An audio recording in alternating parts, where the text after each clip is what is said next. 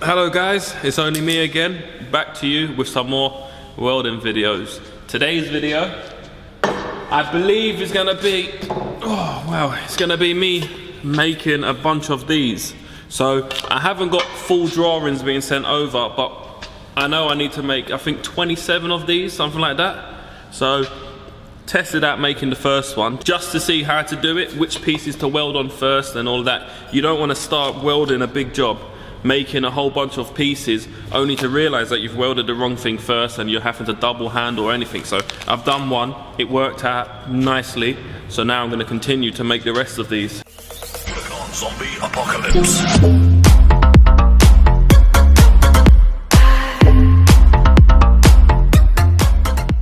Right, here are all the different pieces.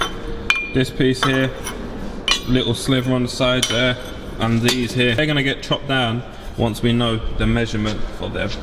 I'm going to be using 1.6mm TIG rods, welding with the Fronius Trans TIG 2500. Oh, I'm loving this machine now. I am loving it. Originally I was using the ESAB, but now, yeah, I'm a Fronius fanboy again once it comes to TIG welders. And we're going to be the shielding gas, pure argon shield, and then using some nitrogen as the purging gas, and we're going to be purging it out, or I'm going to be purging it out, if that focuses, around 14 to 15 litres a minute. Originally I thought I was only going to be here for a short period of time, but it's been a while now and I'm still here, and I'm loving TIG welding. When I first started it was hard, it was just trying to remember how to do it, but now I've been going for about a week, a bit more. Yeah, everything's good. It's good. So here's the first piece. This piece is longer, so I can chop it down after, once I've got the rest of the drawing and we know how big the piece is going to be. I'm just going to tack it onto this long piece of pipe. I'm just using that as like a manipulator, just something that I can tack it onto so I can turn the piece.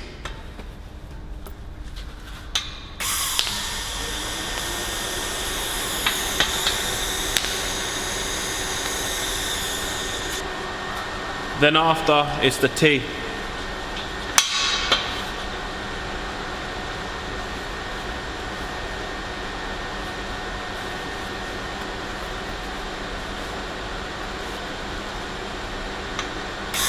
Because you need no gap to weld this pipe because it's so thin, you have to rely on the chop to be square to know that your pieces are going on square. So it's a bit of a gamble really, but I trust the person chopping this pipe, so I know that these are square to each other.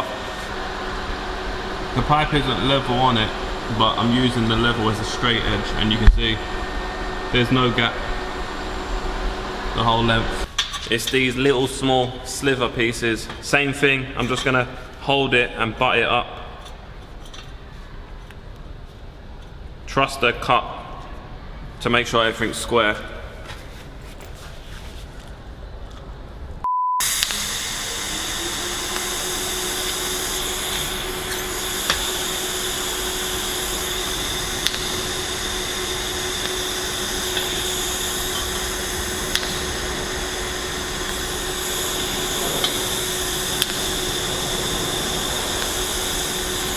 Now, it's important not to forget to put your flange on before you tack the taff on.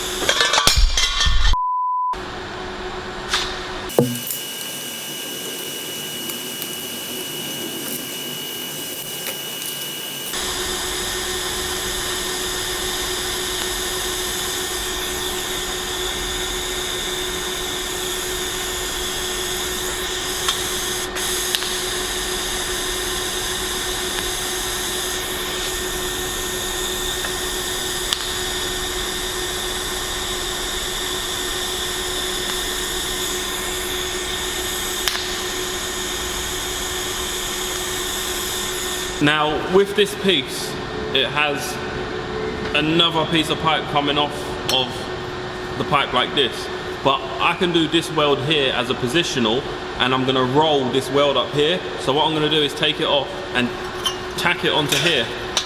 So then I can weld the whole length of it. Saves a lot more time.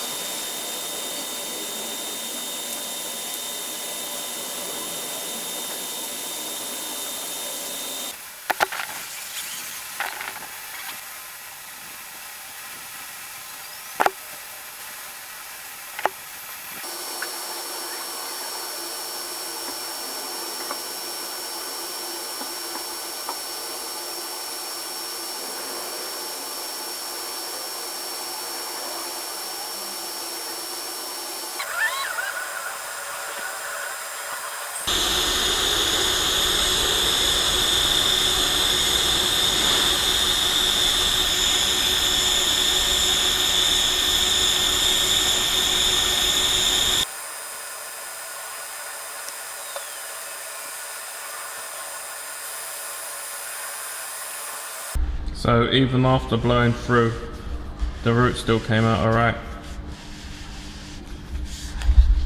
So the next thing I like to do is to tape the flange onto the tap so it stays out of the way while I'm doing the positional.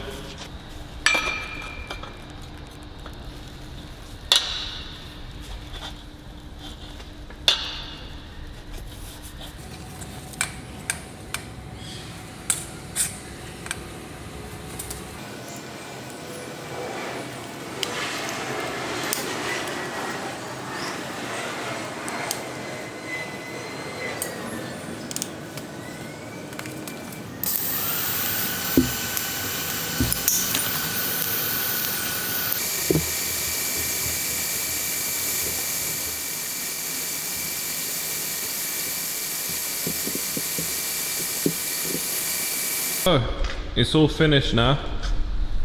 The welds came out okay. See, this weld here on its own comes out nice because there's no heat in it. But the two of these next to each other, you can see because I've done like 3 butt welds next to each other, they got so hot and they're just dark. But how did the roots come out? Yeah.